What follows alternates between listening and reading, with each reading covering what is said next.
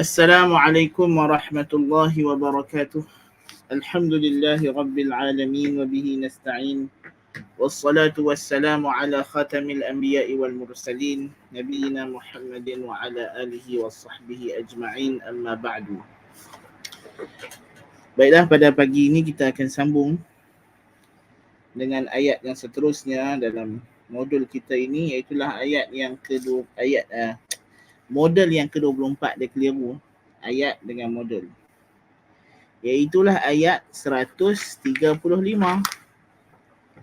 Ya, ayat 135. Dalam surah apa? Surah An-Nisa. Harap-harap para penonton tahulah surah apa kan. Jadi dalam model yang ke-24 ayat surah yang ke ayat 135 surah An-Nisa, Allah Ta'ala berfirman, Ya ayyuhallazina amanu kunu qawwamina bilqisti syuhada'a lillahi walau ala anfusikum awil walidaini wal aqrabin إن يكن غنيا أو فقيرا فالله أولى بهما فلا تتبعوا الهوى أن تعدلوا وإن تلووا أو تعرضوا فإن الله كان بما تعملون خبيرا. Ayat yang selepasnya kita dah bincang hari itu, ya, berkenaan dengan iman. Jadi baki ayat 135 dalam surah Nisa ni. Allah Ta'ala kata, wahai orang yang beriman, yang membenarkan Allah dan Rasul, yang berikrar bahawa dia mengikut agama Nabi Muhammad sallallahu alaihi wasallam, jadilah kamu orang yang benar menegakkan keadilan, menjadi saksi kerana Allah walaupun menentang diri kamu sendiri atau mak bapak kamu dan saudara mara terdekat kamu.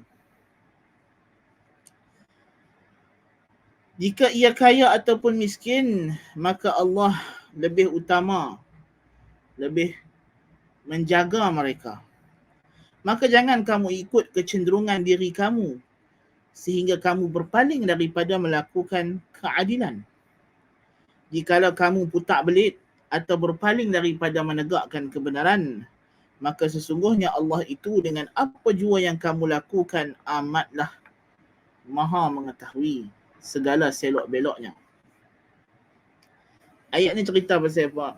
Perintah daripada Allah Azza fi'ulahu untuk kita orang Islam menjadi adil, berlaku adil.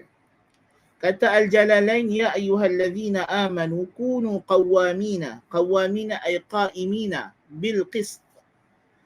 Qawamin sirah mubalaghah, yakni hendaklah kamu wahai orang yang beriman ini jadi orang yang bersungguh-sungguh dalam menegakkan al-qist. Apa dia al-qist? Al-adl, keadilan, pembahagian yang sama, yang adil, yang mengikut kedudukan yang sebenar. Syuhada'a, menjadi saksi, menegakkan kebenaran, bil haqqi, menyaksikan kebenaran, lillah, kerana Allah, bukan kerana benda lain. Kerana Allah. Kita kalau kita nak jadi orang yang adil, orang yang saksama, orang yang memberikan setiap mempunyai hak akan haknya, kita kena lakukan perkara itu kerana Allah lah al-haqq. Al-haqq min rabbik fala takunanna minal mumtarin. Kebenaran itu, hak itu daripada Tuhanmu semata-mata. Jangan kamu jadi orang yang ragu-ragu. Kalau kita melakukan apa sahaja kerja kita, walaupun kerja itu pada zahirnya, hakikat kerja itu sendiri adalah baik, Tetapi apabila ia dilakukan bukan kerana Allah, dia akan melencong ke arah keburukan. Jadi Tuhan kata syuhada'a lillahi, menjadi saksi bil haqqi, menegakkan kebenaran kerana Allah. Walau ay law kanati syahadah, walaupun syahadah itu ala anfusikum, berbalik kesan buruknya kepada diri kamu sendiri. Maknanya kamu kena mengaku buat salah. Kalau betul kamu salah, mengaku. Jadi saksi, walaupun bila kamu jadi saksi itu, orang akan kata, tu dia pun terlibat sama dalam kes tersebut rupanya selama ni. Jadi kena menegakkan kebenaran. Fashhadu 'alaiha bi an tuqirru bil haqqi wa la taktumuh. Maka hendaklah kamu saksikan ke atas diri kamu sendiri dengan kesalahan itu, dengan kamu mengaku dan jangan kamu sembunyikan. Ataupun keterangan saksi kamu itu melawan, against, ala al-walidain wal aqrabin, kepada ibu ayah kamu sendiri dan adik-beradik yang rapat, yang dekat dengan kamu. Iyakun ay al-mashhudu alaih, kalaulah yang disaksikan ke atasnya itu ghaniyan au faqiran, sama ada yang kamu jadi saksi, yang kamu lawan dia, menyebabkan dia akan dihukum kerana persaksian kamu itu adalah orang yang kaya atau orang yang fakir, jangan disebabkan kamu bagi alasan kesian mereka ni adalah orang susah, ya. Sekarang kerajaan menuntut supaya tanah mereka itu dikembalikan kerana kerajaan mengatakan sebenarnya tanah yang mereka duduk itu ada rizak kerajaan dan sebagainya. Kalau aku jadi saksi, terbuktilah tuntutan itu, sedangkan mereka ni orang susah masalahnya. Ataupun tanah yang dia duduk tanah orang, datang keturunan waris orang yang asal nak ambil balik tanah tersebut, ya, dan kita tahu kata tanah itu memang hak milik orang yang minta balik. Janganlah kerana mereka itu orang kaya atau mereka itu orang yang fakir, apa kedana kamu menyembunyikan kebenaran. Fallahu aula bihima, maka Allah lebih utama dengan mereka daripada kamu. Wa a'lamu bimasalihihima, Allah lebih tahu maslahat kebaikan mereka. Fala tattabi'ul hawa, maka janganlah kamu ikut kecenderungan diri kamu sendiri fi syahadatikum bi an tuhabul ghani li ridahu awil faqir rahmatan lahu. Janganlah kamu mengikut hawa nafsu dalam persaksian kamu dengan kamu bermuka-muka dengan orang yang kaya kerana untuk mencapai redanya. Kamu sanggup jadi saksi palsu kerana nak protect, nak jaga orang kaya ini, mungkin dia bagi habar rasuah dan sebagainya, nas'alullah al-afiyah. Atau kerana kamu belah kesian kepada orang yang fakir, yang miskin ini, sedangkan dia buat salah, kamu tahu dia buat salah, kamu tidak jadi saksi atau kamu jadi saksi bohong atau palsu supaya kerana kamu kesian, belah kesian kepada mereka. Tidak boleh. Ya, kebenaran mesti objektif. Tidak mengira siapa, tidak mengira kondisi keadaan pelaku kesalahan. Li'alla ta'dilu, supaya kamu tidak berpaling daripada, li'alla tamilu 'anil haqq, supaya kamu tidak berpaling daripada kebenaran. Wa in talu ay tuharrifu syahadah, jikalau kamu memutarbelikkan persaksian kamu, wa fi qira'ah bihadfil wawil ula takhfifan, atau tu'ridu, dalam sebahagian qira'ah yang lain dibuang waw yang pertama sebagai takhfif, atau tu'ridu, ataupun kamu berpaling, kamu tidak pergi menegakkan persaksian, kamu sembunyikan terus. Fa innallaha kana bima ta'maluna khabira fayujazikum bih, maka sesungguhnya Allah dengan apa yang kamu buat itu sangat-sangatlah maha mengetahui akannya segala detailnya. Khabir, Allah sangat pakar, sangat mengetahui dengan terperinci apa yang kamu buat itu, lalu dia akan membalas, dia akan memberikan balasan atas perbuatan kamu tersebut. Ya.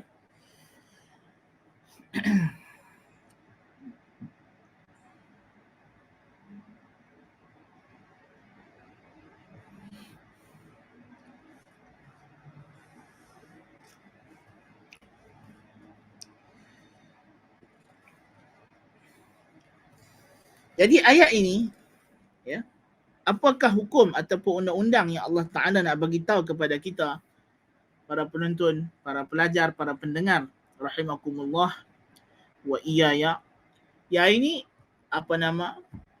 dalam sistem peradilan Islam, dalam sistem keadilan Islam ini, menjadi saksi adalah suatu perkara yang penting dalam menegakkan kebenaran. Dan menjadi saksi itu ialah wajib apabila kita diminta tampil oleh pihak yang berkenaan. Dan kita memang ada ilmu dan kita memang tahu bahawa persaksian kita itu memberi faedah. Ya. Atau dalam keadaan yang memang tidak ada yang mengetahui perkara itu kecuali kita.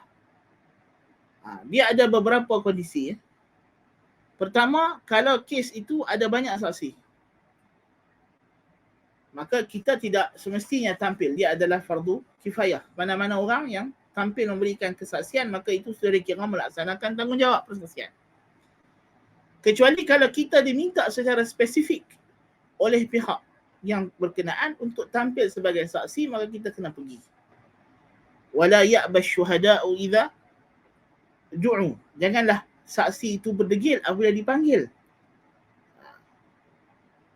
Jadi bila dah dipanggil, kena pergi, kena tampil jadi saksi. Kalau saksi itu ramai, kita jangan terhegeh-hegeh nak pergi jadi saksi kalau kita tak dipanggil. Ini datang hadis yang Nabi SAW mencela golongan yang datang belakang daripada zaman salah. Nabi kata thumma ya'ti qaumun yastashhiduna wa la yustashhadun. Kemudian datang golongan yang jadi saksi dan mereka tidak diminta jadi saksi. Tidak diminta jadi saksi. Jadi kenapa mereka dicela? Kerana mereka ini orang yang tak disuruh pun tampil. Ya. Yang mana mungkin dia memberikan persaksian yang salah, persaksian yang palsu, bermudah-mudah. Jadi dalam saksi ini dia tak boleh longgak sangat, tak boleh ketat sangat. Dia kena mu'tadil. Tetapi kalau dalam kes yang memang tidak ada saksi melainkan kita saja yang tahu benda tersebut, yang mana kalau kita tidak tampil menjadi saksi, maka hak orang tersebut akan hilang, akan luput, maka kita kena tampil sebagai saksi. Ya, tak bolehlah kita kata tak apalah, kan? Dia pergi dekat dia, tak boleh. Ataupun yang sahibul haq itu tidak tahu kata kita saksi, tapi kita tahu kita menyaksikan peristiwa tersebut. Ada kes langgak lari di kawasan tertentu masalahnya. Polis tak tahu siapa yang nampak mai. Jadi dalam kes ini siapa yang nampak kejadian itu, dia wajib datang, tampil beri keterangan. Lepas tu dia akan dipanggil ke mahkamah. Tak dipanggil ke mahkamah, cerita belakang. Yang penting dia pergi tampil, bagi maklumat apa yang dia tahu. Polis akan buat penyiasatan dan seterusnya. Ya. Jadi dalam kita melihat dalam ayat ini, Allah Subhanahu Wa Taala memberi pesan dan amaran kepada orang yang jadi saksi supaya dia tidak menyimpang. Penyimpangan saksi akan berlaku sama ada kerana yang dia jadi saksi itu adalah kaum kerabat atau dirinya sendiri, kepentingan dirinya. Jadi Allah Ta'ala kata, kalau kamu ada hak orang yang kamu ambil dan orang itu datang tuntut dan kamu tahu itu memang hak dia, mengakulah. Pergi mengaku, pergi ikrar. Ya, datang orang tuntut, dia kata tanah yang dia ni buat rumah, yang awak duduk ni, tanah pusaka mak ayah saya. Dia dulu bagi tumpang. Kan? Dia tak bagi terus, dia bagi tumpang. Sekarang mereka dah mati, saya nak ambil balik tanah ni. Kan? Kalau kita memang tahu hakikat, memang dulu mak pak dia bagi kita tumpang tanah tu. Bukannya bagi terus, bukannya hibah, bagi tumpang, bagi duduk sementara waktu. Kita kena bagi balik lah. Kan? Dan kita kena mengaku. Tanah tu mak pak kita duduk rumah. Datang tuan tanah minta balik. Mak pak kita. Allah Ta'ala kata, kalaupun mak pak kamu kena pergi mengaku dekat mahkamah, kata ya sebenarnya memang mak ayah saya bukan tanah mereka dia buat rumah ni. Ini dulu tanah majikan kami, dia bagi tumpang. Tapi sekarang majikan tu dah meninggal, kami pun dah tak kerja dengan dia. Lepas tu tak ada siapa tuntut, kami duduk. Tapi sekarang anak dia datang, saya mengakulah. Kata tanah ni memang kami tumpang. Kalau dia nak ambil, nak buat macam mana? Itu kita akan cari penyelesaian lain. Ya, kita jangan takut dengan rezeki, Allah Ta'ala akan ganti balik. Yang penting kita kena jujur. Kena mengaku. Ya, tidak boleh tidak jujur. Tidak ada istilah matlamat menghalalkan cara. Ya. Jadi dalam konteks itu dia kena mengaku, kena jadi saksi walaupun persaksian dia itu menentang, against. Ia akan pada zahirnya nampak macam akan memudaratkan mak ayahnya, tapi hakikatnya menzalimi hak tanah sangatlah besar dosanya. Kan? Di akhirat, orang yang ambil tanah orang dengan tanpa reda akan dibelit oleh Allah Ta'ala, Allah Ta'ala akan hukum dia akan dibelit dengan tanah 7 permukaan, 7 lapisan bumi ini akan belit dia. Allahul Musta'an. Ya. Dia akan dilaknat di akhirat. Jadi kita dengan tindakan kita itu sebenarnya menyelamatkan mereka daripada azab akhirat yang lebih dahsyat. Demikian juga adik-beradik kita yang terdekat. Ya. Dan apa juga kes, sama ada kes harta macam kita sebut, kes-kes yang melibatkan jenayah, apa sahaja. Ya. Kes-kes yang melibatkan hutang, mestilah bila kita dah jadi saksi, kita kena ready untuk memberikan persaksian apabila diperlukan, apabila dipanggil. Ya, dan jangan kita kerana perasaan kesian kepada orang ataupun kita takut kepada orang kaya, orang yang berkuasa, orang yang berpangkat, dia ada harta, kedudukan, ya, kita rasa takut untuk jadi saksi, atau kita nak dapat kedudukan di sisi dia, kita bagi saksi palsu yang memenangkan dia sedangkan kita tahu dia bersalah. Ini juga adalah tidak patut. Ya. Dan saksi mestilah jujur, kerana di antara dosa-dosa yang besar ialah kesaksian palsu. Ya, kesaksian palsu. Dan orang mukmin tidak boleh menjadi saksi palsu kerana itu adalah dosa yang sangat besar. Dosa yang sangat besar, apatah lagi jikalau ia melibatkan maruah manusia seperti saksi dalam masalah zina dan sebagainya. Ya. Bahkan para ulama mengistimbatkan daripada peristiwa yang berlaku di zaman Umar ibn Al-Khattab radhiyallahu an, ya, jikalau satu orang itu tahu bahawa persaksiannya tidak laku sekalipun, kalau dia yakin dengan peristiwa yang dia lihat, dia tahu dan dia yakin itu adalah benar, itu adalah kebenaran, dia kena sampaikan. Kalau pun lepas itu persaksiannya ditolak dan sebagainya, itu cerita belakang. Yang penting syuhada alillah. Dia jadi saksi di sini bukan untuk manusia, bukan untuk mahkamah, bukan untuk siapa-siapa. Dia melaksanakan kefarduan yang Allah fardukan ke atasnya, melepaskan dirinya daripada azab Allah Subhanahu wa taala. Itu adalah perkara yang penting yang Allah tekankan dalam ayat ini, syuhada alillah. Menjadi saksi untuk Allah, kerana Allah.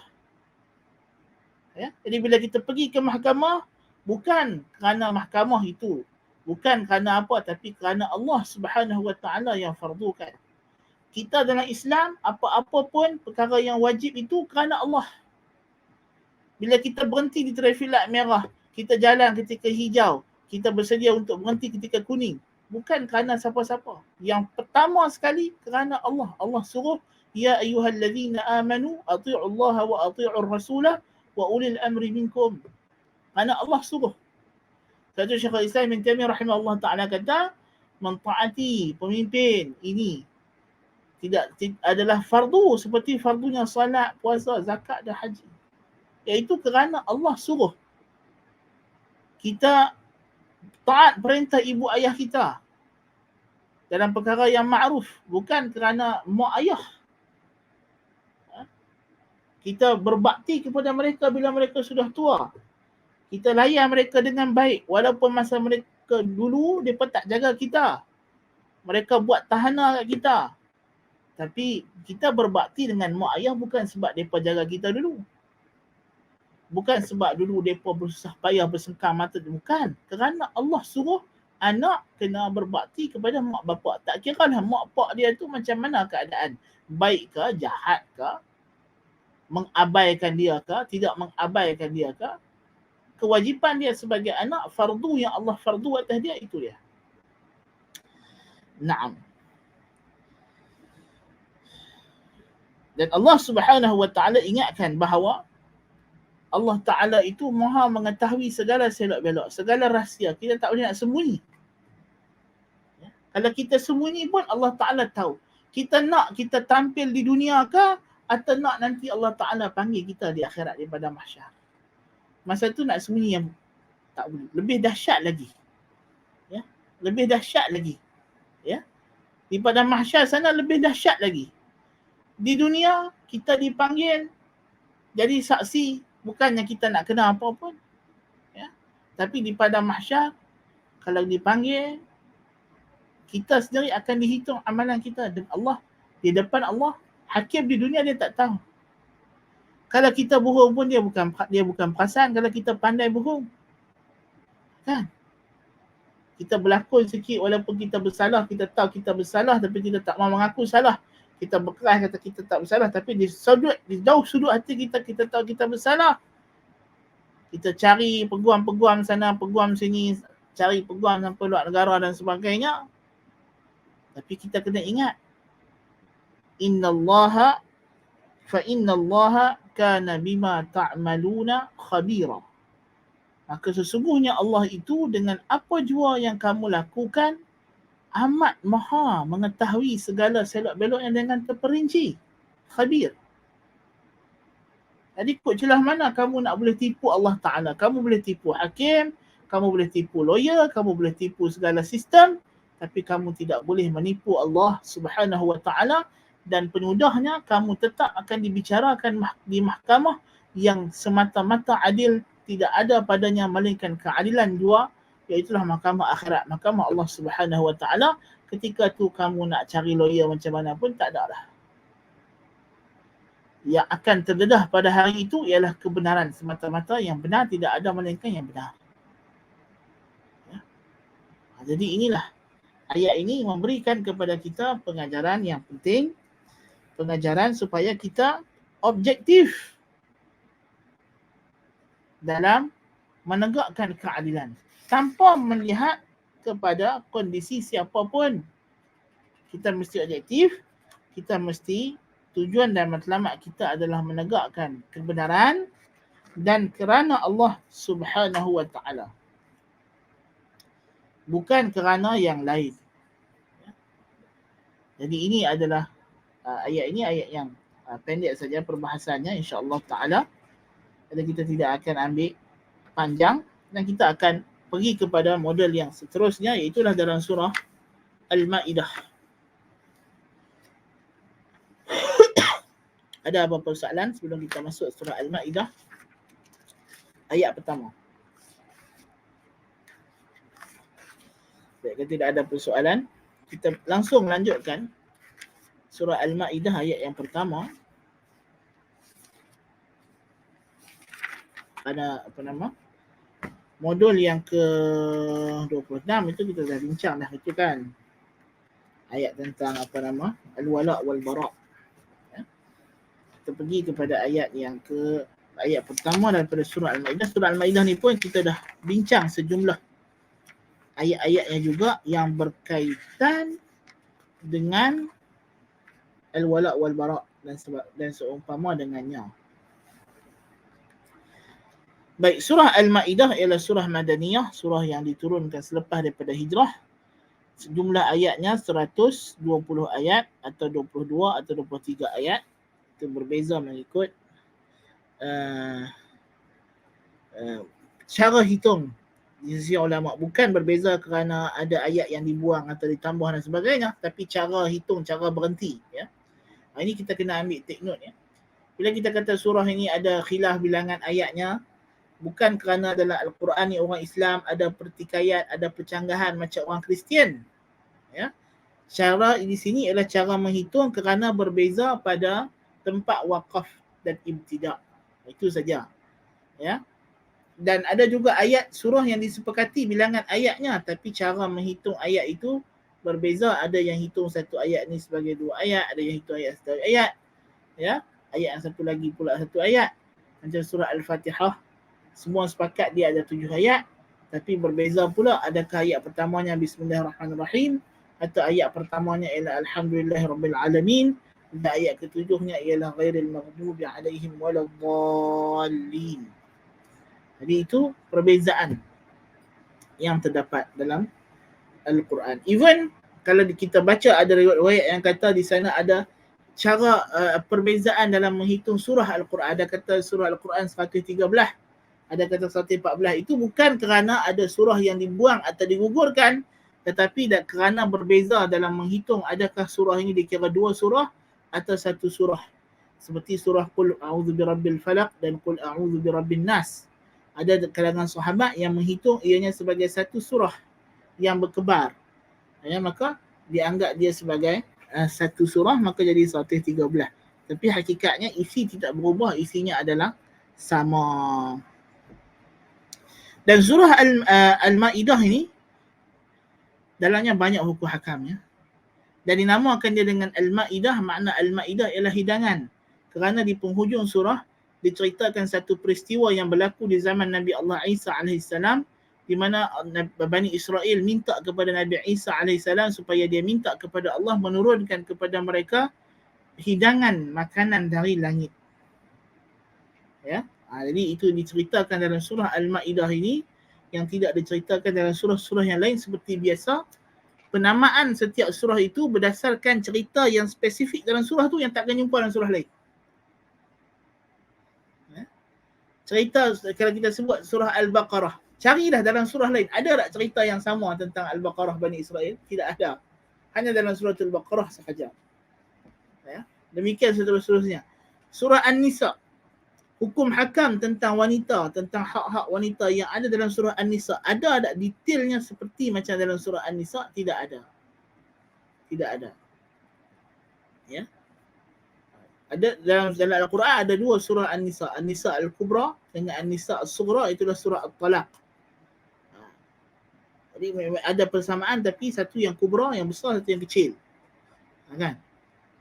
Jadi nak kata dalam Al-Quran Al-Karim dia ada surah-surah yang cerita itu hanya terkandung dalam surah itu, dan kadang-kadang perkataan itu hanya datang dalam Quran dalam surah itu sahaja. Tidak datang perkataan dalam Quran pada surah yang lain, maka surah itu dinamakan dengan nisbah kepada perkataan tersebut atau peristiwa atau penceritaan tersebut. Dan dalam surah Al-Ma'idah ini terkandung banyak hukum hakam yang sangat wajar untuk kita perhatikan, dan kita dah pun belajar sejumlah daripada hukum hakam itu daripada surah Al-Ma'idah, terutamanya yang berkenaan dengan peraturan-peraturan untuk kita tidak memberikan kesetiaan dan wala' kepada orang kafir, dan larangan kita mencintai orang kafir. Allah Ta'ala mulakan surah Al-Ma'idah ini, Bismillahirrahmanirrahim. Ya ayyuhallazina amanu awfu bil'uqud. أحلت لكم بهيمة الأنعام إلا ما يتلى عليكم غير محل الصيد وأنتم حرم إن الله يحكم ما يريد. Dan kita pergi pada ayat yang kedua juga. يا أيها الذين آمنوا لا تحلوا شعائر الله ولا الشهر الحرام ولا الهدي ولا القلائد ولا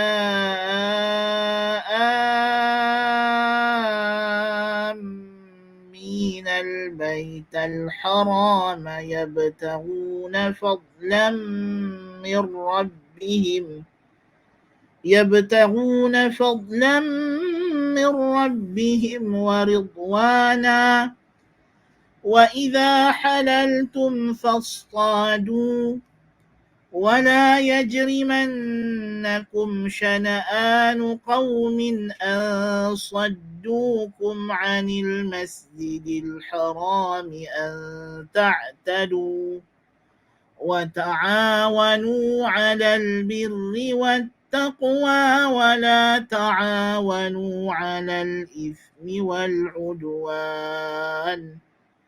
واتقوا الله Innallaha syadidul iqab. Jadi ayat model yang ke-27, 28 ni ayat 1 dan 2 surah Al-Maidah menceritakan kepada kita satu hukum. Yang pertama Allah Ta'ala kata, ya ayyuhallazina amanu, wahai orang yang beriman yang telah membenarkan Allah dan Rasul, yang telah mengaku untuk menjadi pengikut agama Muhammad sallallahu alaihi wasallam, aufu bil uqud. Aufu bil uqud ay al uhud al muakkadah allati bainakum wa bain Allah wan nas. Sempurnakanlah kontrak-kontrak yang telah kamu ikat antara kamu dengan Allah dan juga dengan manusia. Perintah yang pertama datang dalam surah Al-Maidah ini adalah perintah supaya kita menyempurnakan al-uqud, perjanjian, kontrak-kontrak, akad yang telah kita buat. Akad ni macam-macam. Ada akad maliyah, akad harta. Ada akad yang ghairu maliyah, akad yang bukan harta. Seperti akad perkahwinan, akad nikah. Akad harta banyaklah. Sebab itulah dalam bab fiqh, fiqhul buyu' itu dinamakan sebagai fiqhul uqud, ya, hukum hakam yang membicarakan tentang kontrak. Dan Nabi SAW telah beritahu kepada kita, al-mu'minuna ala syurutihim, orang beriman itu berpegang kepada syarat-syarat mereka, ya. Selama mana syarat itu tidak menghalalkan yang haram dan tidak mengharamkan yang halal. So kita wajib patuh kepada kontrak yang kita buat dengan sesiapa pun.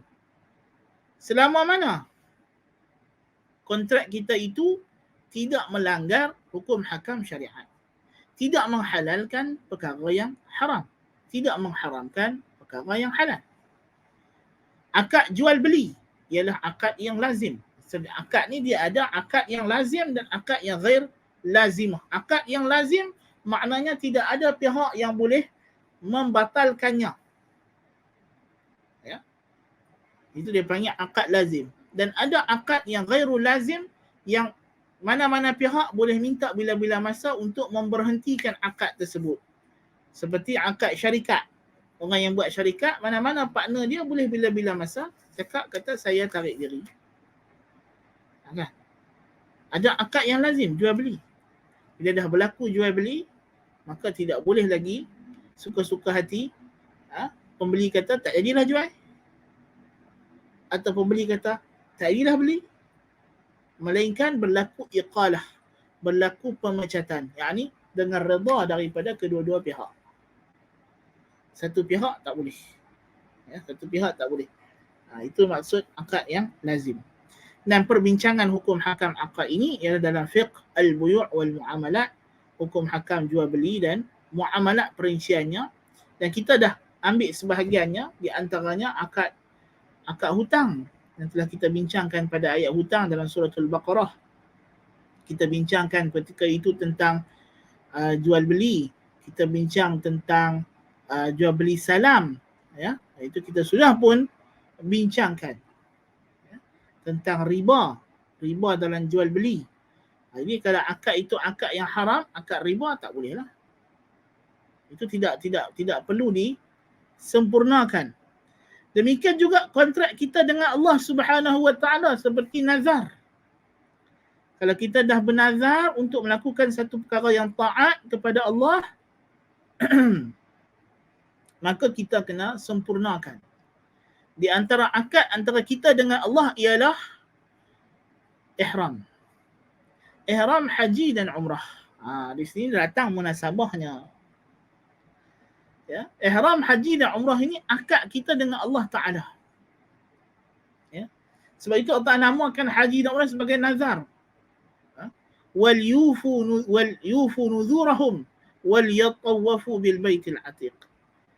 Hendaklah mereka menyempurnakan nazar mereka. Nazar ni apa makna? Kita melazimkan diri kita dengan satu perkara yang wajib. Kita mewajibkan diri kita dengan satu perkara yang taat kepada Allah. Jadi kalau dia nazar, kalau nazar itu perkara yang taat dan berlaku seperti yang dia syaratkan, dia wajib menyempurnakan nazarnya. Tapi kalau nazar itu maksiat, nazar itu tidak la yanaqid, tidak sah. Tidak sah daripada asalnya lagi, tidak sah. Ya. Maka tidak ada kafarah, bahkan dia tidak boleh, bahkan haram untuk dia melaksanakan nazar tersebut.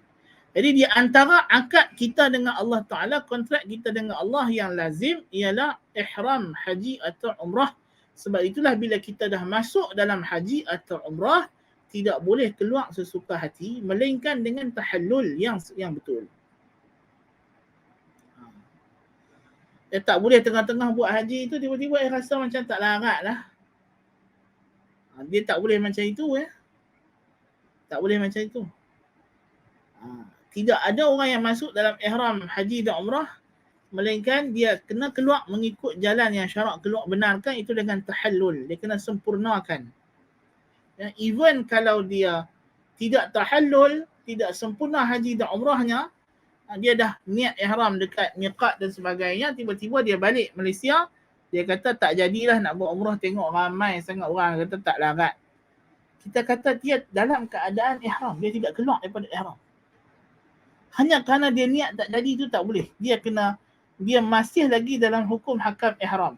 Mana kalau dia balik Malaysia, dia pakai pakaian yang berjahit bagi lelaki, dia gunting rambut, dia kerak kuku, semua tu dia kena dam. Dan dia berdosa atas perbuatan yang tersebut. Nasallallahu al-afiyah. Jadi ini di antara perkara-perkara yang penting yang Allah Ta'ala tegaskan dalam ayat ini supaya kita menyempurnakan kontrak-kontrak. Di antaranya kontrak yang berbentuk ibadah antara kita dengan Allah Subhanahu Wa Ta'ala, ini mesti dijaga, dan kontrak kita dengan sesama makhluk, dengan manusia, ini juga perlu dijaga. Jangan mencari-cari alasan yang tidak syar'i. Ya. Ini ada orang dia dah jadi buat kontrak dengan satu syarikat untuk jadi pekerja syarikat tersebut. Kalau you tak boleh nak sempurnakan, you tak boleh nak continue, berundur dengan cara yang baik, minta maaf, minta iqalah. Ya. Jangan bila you sendiri kerja tak bagus, kerja tak siap, tak buat kerja, kemudian nak lari daripada tanggungjawab, you buat cerita buruk pasal you punya majikan. Ini juga banyak berlaku. Ya, dalam kalangan saudara-saudara kita yang dalam satu manhaj ini, banyak kes macam ni berlaku lah. Dan lebih teruk lagi masalahnya, golongan yang macam ini, dia pun suka guna nama manhaj. Dia main mengadu ke ustaz saya kerja dengan dia tu. Padahal orang tu kita kenal. Kita kenal orang yang jadi majikan dia tu. Kawan kita kadang-kadang lama dah. Kita tahulah dia buka syarikat berniaga. Memanglah kadang-kadang berniaga ni, kesalahan itu bukan pada asal akad pun. Mungkin pada benda-benda yang merintang, yang tidak menjejaskan keabsahan akad. Oh, dia jual barang, dia ambil model perempuan lah, dia ada orang perempuan buat review barang dia, perempuan tu tak pakai tudung, lepas tu tag dekat Instagram. Tak, masalahnya itu bukan menjadikan barang yang dia niaga itu haram. Betul tak? Dia berniaga mungkin jual kurma, jual apa. Adakah disebabkan ada perempuan tak pakai tudung, beli kurma dia, lepas tu buat review dan tag nama akaun Instagram syarikat tersebut, menjadikan kurma itu haram untuk dimakan? Sudah tentu tidaklah. Kan? Ada kita beli shampoo, beli coklat, apa semua iklan orang perempuan tak dedah aurat. Adakah barang itu haram? Barang tak haram. Haram pada cara promosi itu mungkin haram, berdosa. kontrak you adalah untuk jual barang masalahnya, ataupun untuk buat design poster tertentu masalahnya. Ya, kena buat lah. Tak boleh bila dia tak buat, betul dia tinggal macam tu kerja, betul dia main mengadu kat kita, inilah manhaj apa nama si fulan ni dah rosak apa semua. Padahal yang rosak tu sama. Dia yang rosak. Rosak agama pasal apa nama, rosak perangai, attitude, akhlak itu rosak kerana tidak menyempurnakan kontrak. Ya. Ini juga perangai setengah-setengah golongan. Ya, di Malaysia ni kalau kita tengok golongan yang jadi ghulatul tahzir, golongan yang melampau dalam mentahzir orang, semua itu kerana bab duniawi. Tapi mereka berlapik dengan isu-isu agama. Menunggang agama, menunggang manhaj salaf. Ya. Akhirnya sekali mereka ni pergi ke mana? Semuanya tinggal. Ada yang sampai keluar daripada manhaj, nasallallahu al-afiyah. Ya, berpatah balik menjadi ahlul bid'ah wal dhalalah. Ya. Ada yang dia buat perkara-perkara yang lebih teruk daripada apa yang dia duk tahzir orang itu. Ya. Hanya kerana tok guru dia ada pandangan-pandangan yang dia tak setuju, yang pandangan itu bukanlah benda yang berlawanan dengan qat'i agama atau qat'i usul manhaj al-sunnah wal jamaah, tetapi ijtihad dalam situasi tertentu mungkin. Maka dia pun tahzir tok guru dia, kata tok guru dia yang ajak dia kenal sunnah dengan bid'ah tu dah jadi sesat kononnya. Tapi kita tengoklah sekali kehidupan dia tinggalkan dunia ilmu, tinggalkan manhaj, kembali hidup sebagai orang yang bergelumang dalam maksiat. Nasallallahu al-afiyah. Ini banyak berlaku depan mata kita. Inilah bahaya penyakit al-hizbul mutakhaffi. Penyakit hizbi yang tersembunyi.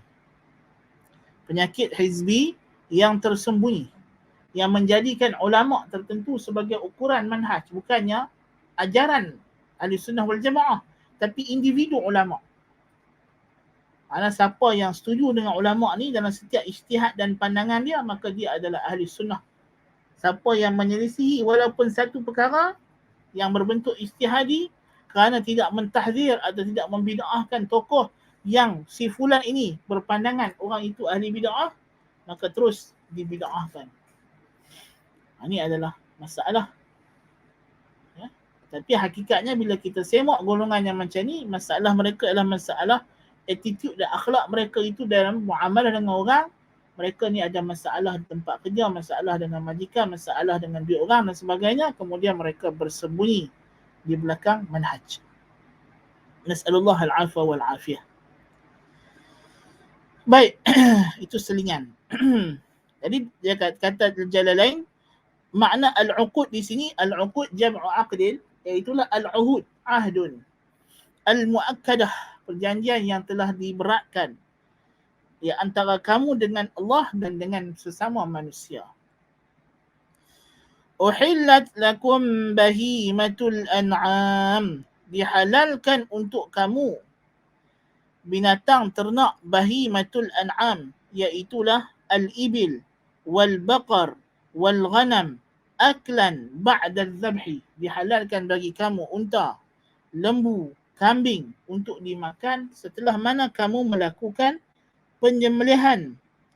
Dan semasuklah dalam makna al-an'am di sini seperti az-ziba, kijang, wa baqaril wahshi, lembu liar, ya, seladang dan seumpama dengannya yang meragut makanan yang tidak ada taring.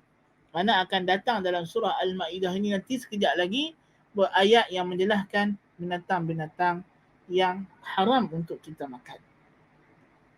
Ya. Allah kata uhillat lakum bahimatul an'ami illa, kecuali ma yutla alaikum, yang telah dibacakan kepada kamu, ay tahrimuhu fi hurrimat alaikumul maitah, al-ayah.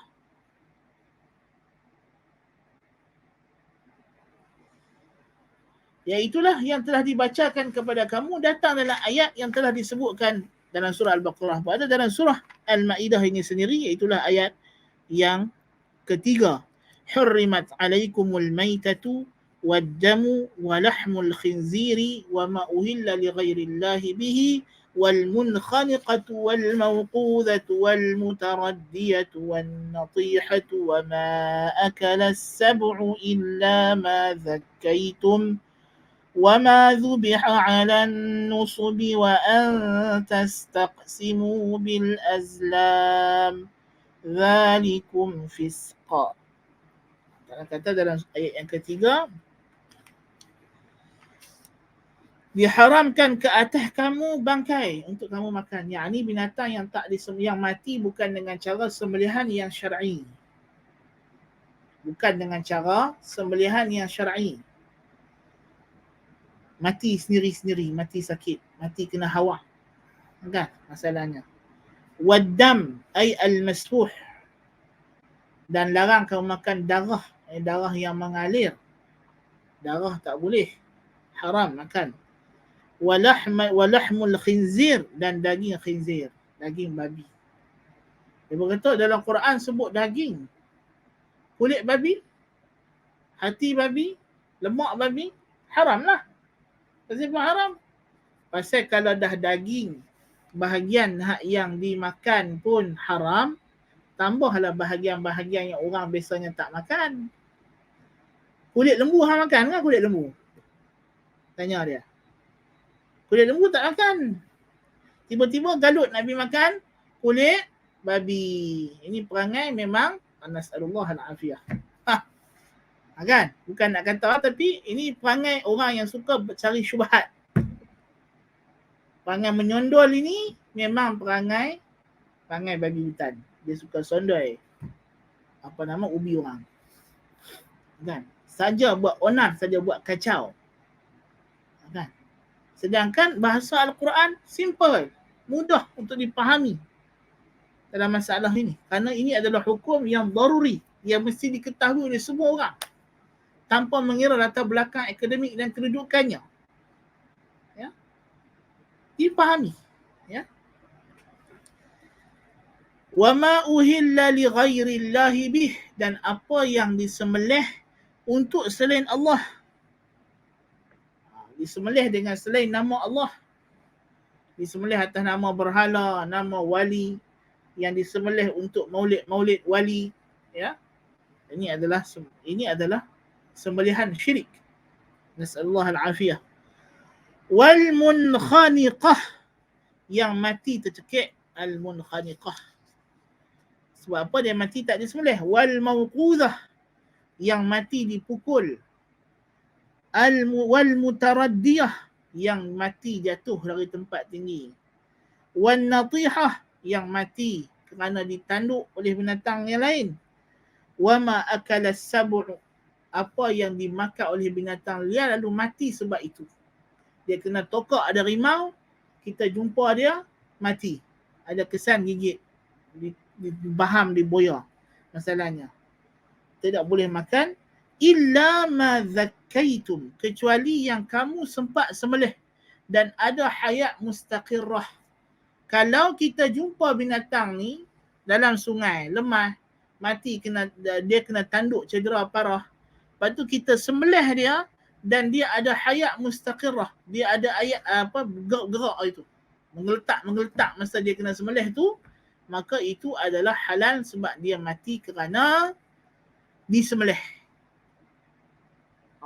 Tapi kalau kita sembelih dia pun duk sengak, mata duk kelipok-kelipok, tapi darah keluar dia tak bergerak apa dah, itu dia mati sebab dia kecederaan dia. Jadi kalau orang ada belah lembu, belah ayam, tengok ayam kena tindih di jalan, ayam tu duk main kelepek-kelepek lagi. Kalau dia sembelih, ayam tu kelupuk, maka itu maknanya boleh makan lah. Kalau dia sembelih lembu tadi, lembu tu mengelupuk, maka halal dimakan sebab mati sebab kena sembelih, bukan mati sebab dibaham dari rimau atau dilanggak dari kereta. Ya. Wa ma zubiha 'ala nusub, dan apa yang disembelih di atas nusub. Nusub ni ialah tempat sembelihan altar yang dibuat oleh orang musyrikin sebagai pemujaan kepada sembahan-sembahan mereka, nasallallahu al-afiyah. Ini juga sembelihan syirik. Wa an tastaqsimu bil azlam, dan diharamkan untuk kamu melakukan tenung nasib dengan anak panah. Di sini bukanlah semata-mata khusus melakukan tenung nasib dengan anak panah, tapi Allah Ta'ala sebut ni yang menjadi kebiasaan adat jahiliah, itu caranya. Maksud di sini apa cara? Termasuklah al-azlam ini ialah orang Cina, dia ada kayu dia bubuh orang tu, duduk, betul jatuh kayu satu, dia kata inilah nasib kamu. Baik ke tak baik ke? Itu adalah istiqsam bil azlam.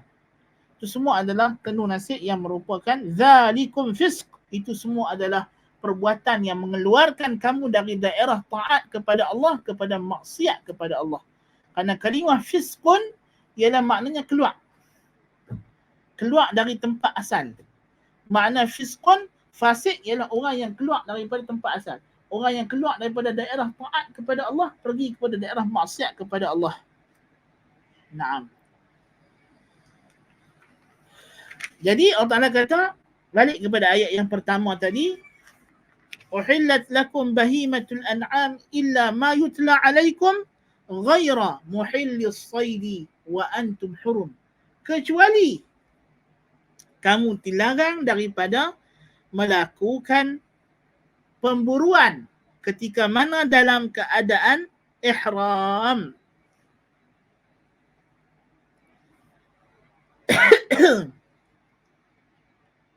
Ya. Tuhan kata kamu boleh makan binatang ni semua kecuali kalau kamu memburunya dalam keadaan ihram. Kamu tak boleh makan. Memburu binatang ini memang jelas dilarang, termasuk dalam pantang larang ihram. Demikian juga kamu tidak boleh bantu walaupun dengan isyarat. Tak boleh bantu.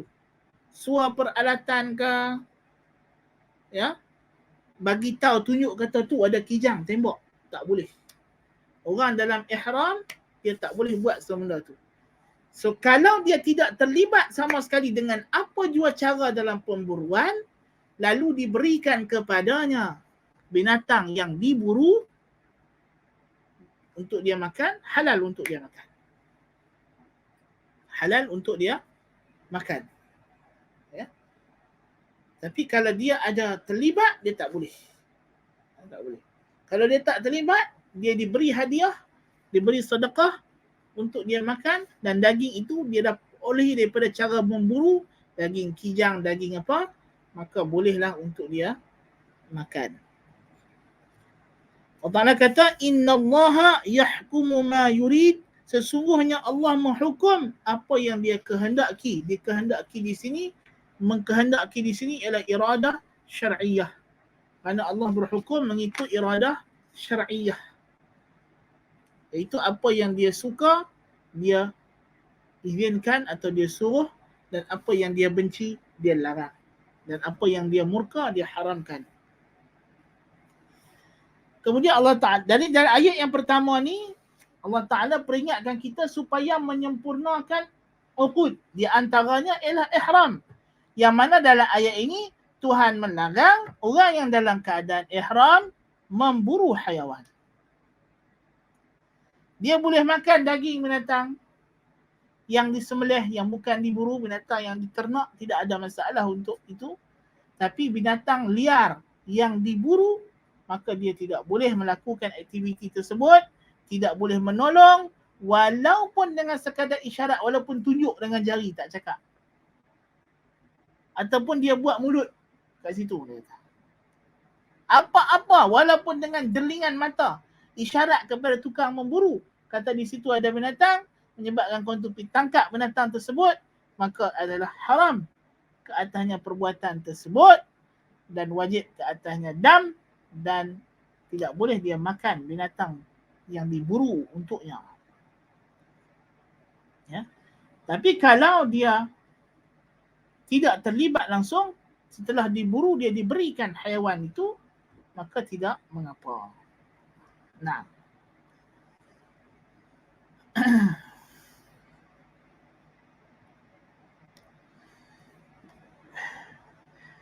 Kemudian Allah Ta'ala kata, Kita habis 9.40 sepatutnya. Kita dah ubah kita ubah waktu kelas 8.25 kot, 8.24 lah. Jadi sampai 9.40. Lidan lah. Baik. Kemudian Allah Ta'ala kata, Ya ayyuhallazina amanu la tuhillu sya'airallah. Wahai orang yang beriman, janganlah kamu ungkai syiar-syiar agama Allah. Jangan kamu leraikan. Jangan kamu langgak syiar-syiar agama Allah yang Allah dah ikat elok ini, jangan kamu uraikan. Jangan kamu leraikan. Wala syahrul haram, dan jangan kamu langgak bulan haram dengan kamu memulakan peperangan di dalamnya. Tetapi yang ini telah pun dimansuhkan. Larangan memulakan peperangan dalam bulan-bulan haram, iaitulah Zulqa'dah, Zulhijjah dan Muharram dan Rajab. Ini telah pun dimansuhkan. Ya.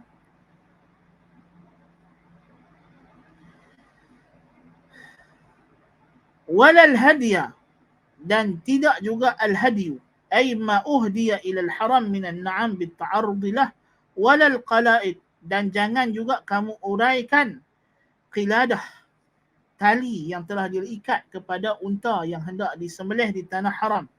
Al-hadiyu ini ialah haiwan ternakan yang dihadiahkan ke tanah haram untuk disembelih dan dibedak-bedakkan dagingnya kepada fakir miskin.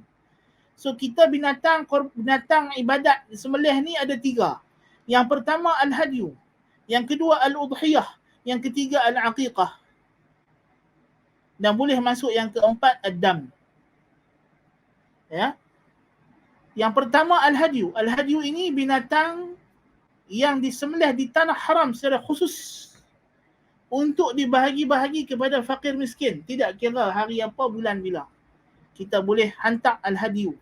Zaman dulu unta itu diikat, lalu diarak, dibawa pergi ke tanah haram, dihantar unta tu berjalan sampai ke Mekah. Orang Mekah jumpa unta tu sampai di Mekah, dia tahu kata unta ni unta hadiyu sebab diikat, ada qiladah, ada tali ikat di situ, dia tahu, dia sembelih, dia bedak kepada fakir miskin di tanah haram. Ya. Jadi Tuhan kata jangan kamu kacau binatang ini. Kalau kamu tahu ini binatang al-hadiyu, jangan kacau. Jangan pergi buru dia, jangan tangkap dia, sebab ini hak fakir miskin di tanah haram yang perlu dihormati dan dimuliakan. Ya. Yang kedua al-udhiyah yang kita akan buat tak lama lagi, insya-Allah taala pada bulan Zulhijjah, sembelihan korban daripada 10 Zulhijjah sampai 13 Zulhijjah. Atas qaul yang mu'tamad dalam mazhab Imam Syafi'i, yang masyhur dalam mazhab Imam Syafi'i. Walaupun ada pandangan-pandangan lain, tapi ini adalah tarikh yang disetujui oleh seluruh ulama, 10, 11, 12. 13 ada khilaf, tapi yang mu'tamad dalam mazhab Syafi'i ialah termasuk juga. Ya. Bulan Zulhijjah. Kemudian aqiqah yang disembelih untuk anak yang baru lahir. Dan yang keempat dam haji, bila kita buat kesalahan sembelih binatang, unta, kambing, lembu. Ya. Wala amina, ay wala tuhillu, dan jangan kamu kacau orang yang menuju ke Baitul Haram dengan kamu memerangi mereka. Ini larangan di peringkat awal ketika mana orang musyrikin masih lagi boleh dibenarkan mengerjakan haji, maka Allah Ta'ala kata jangan kamu kacau mereka. Bila dia pernah buat haji, yabtaguna fadlan min rabbihim wa ridwana, mereka mengharapkan ganjaran rezeki daripada Tuhan mereka dan redha daripada Tuhan. Ya. Yang ni orang musyrikin masa tu dengan sangkaan mereka. Dan ayat ini kepada orang Islam lebih utama. Kita tidak boleh ganggu orang Islam nak pergi buat haji dalam keadaan ihram. Ya. Kita menghalang dia. Nasallallahu al-afiyah. Ini adalah perkara yang sangat jelek. Kerana apa? Kerana kamu nak dapatkan rezeki. Dan termasuk di sini, mereka pergi buat haji, Allah kata ya bertaruna fadlan min rabbihim wa ridwana. So Tuhan benarkan orang yang pergi buat haji sambil berniaga, tidak ada masalah. Wa idza halaltum fastadu, bila kamu telah tahallul daripada ihram, fastadu, maka pergilah berburu. Suruhan pergi berburu di sini apa hukum? Jaiz, harus. Pasal apa harus? Pasal dia adalah suruh setelah larang. Suruh setelah larang. Maka hukumnya adalah harus. Bukan makna lepas haji wajib pergi memburu. Ni pakat nak buat haji ni kan.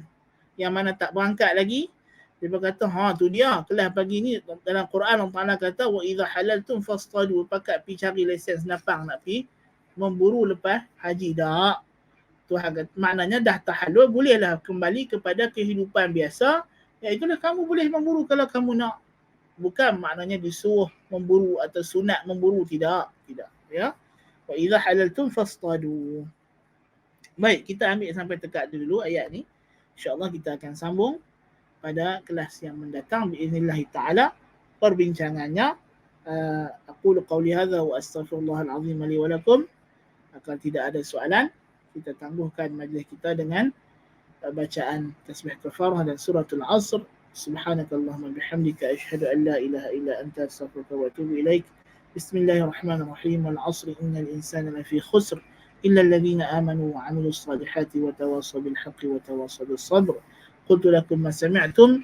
Subhanakallahumma bihamdika asyhadu an la ilaha illa anta astaghfiruka wa atubu ilaik. Sallallahu nabiyyina Muhammadin wa ala alihi wa sahbihi wa baraka wa sallam. Walhamdulillahi rabbil alamin. Wassalamu alaikum warahmatullahi wabarakatuh.